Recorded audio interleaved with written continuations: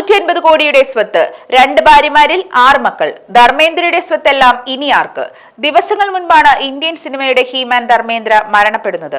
89 വയസ്സായിരുന്നു അദ്ദേഹത്തിന്. തന്റെ മരണം വരെ അഭിനയത്തെയും സിനിമയെയും ആവേശത്തോടെ ചേർത്ത് പിടിച്ചിരുന്ന ഇതിഹാസ താരമാണ് ഓർമ്മകളിലേക്ക് നടന്നു നീങ്ങിയത്. ധർമ്മേന്ദ്രയുടെ വേർപാട് ബോളിവുഡിനും ഇന്ത്യൻ സിനിമയ്ക്കും ബാക്കിയാകുന്ന നഷ്ടം ഒരിക്കലും നികത്താൻ സാധിക്കുന്നതല്ല. ബോളിവുഡിലെ അതിസമ്പന്നന്മാരിൽ ഒരാളായിരുന്നു ധർമ്മേന്ദ്ര. റിപ്പോർട്ടുകൾ പ്രകാരം 400 മുതൽ 450 കോടിയുടെ സ്വത്തുണ്ട് ധർമ്മേന്ദ്രയ്ക്ക്. അതിൽ മുംബൈയിലെ ആഡംബര ബംഗ്ലാവും ജന്മനാടായ പഞ്ചാബിലെ ലോണാവ്ലയിലെ ഫാം ഹൗസും ഉൾപ്പെടും. 100 ഏക്കറാണ് ലോണാവ്ലയിലെ അദ്ദേഹത്തിനുള്ളത്.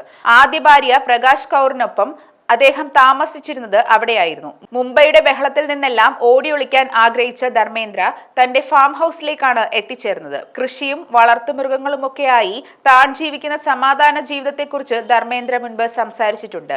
റിയൽ എസ്റ്റേറ്റ് രംഗത്ത് 17 കോടിയുടെ നിക്ഷേപമുണ്ട് ധർമ്മേന്ദ്രയ്ക്കെന്നാണ് റിപ്പോർട്ടുകൾ പറയുന്നത്.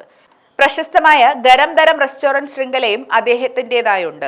ഇതിനു പുറമെ ഹരിയാനയിൽ ഹീമാൻ എന്നൊരു റെസ്റ്റോറന്റും ഉണ്ട് അദ്ദേഹത്തിന്. ആഡംബര കാറുകളും വിജേത ഫിലിംസ് എന്ന നിർമ്മാണ കമ്പനിയുമുണ്ട് ധർമ്മേന്ദ്രയുടേതായി. എല്ലാം ചേർന്ന് അദ്ദേഹത്തിന് സ്വത്തിന്റെ മൂല്യം 450 കോടിയോളം വരും. ധർമ്മേന്ദ്രയുടെ മരണശേഷം ഈ സ്വത്തുക്കളെല്ലാം 2 ഭാര്യമാരിൽ നിന്നായുള്ള 6 മക്കൾക്കിടയിൽ വീതിക്കപ്പെടും. അഭിനേതാക്കളായ സണ്ണി ഡിയോൾ, ബോബി ഡിയോൾ, ഇഷ ഡിയോൾ എന്നിവരും അഹാന ഡിയോൾ, അജീത ഡിയോൾ, വിജീത ഡിയോൾ എന്നിവരാണ് അദ്ദേഹത്തിന്റെ മക്കൾ.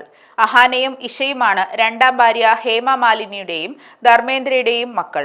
അതേസമയം ആദ്യ ഭാര്യ പ്രകാശ് കൗറുമായുള്ള ധർമ്മേന്ദ്രയുടെ വിവാഹം നിയമപരമായി നിലനിൽക്കുന്നതാണെങ്കിൽ ഹേമയ്ക്ക് അദ്ദേഹത്തിന്റെ സ്വത്തിന്മേലുള്ള ക്ലെയിം പ്രയാസമാകുമെന്നാണ് റിപ്പോർട്ടുകൾ പറയുന്നത്. ഹിന്ദു വിവാഹ നിയമപ്രകാരം 1 ഭാര്യ മാത്രമേ അനുവദനീയമായുള്ളൂ. എന്നാൽ മുൻപ് ചില റിപ്പോർട്ടുകൾ പറഞ്ഞിരിക്കുന്നത് ഹേമ മാലിനിയെ വിവാഹം കഴിക്കാനായി ധർമ്മേന്ദ്ര ഇസ്ലാം മതം സ്വീകരിച്ചുവെന്നാണ്. അങ്ങനെയെങ്കിൽ ഈ നിയമം ഹേമയെ ബാധിക്കില്ല.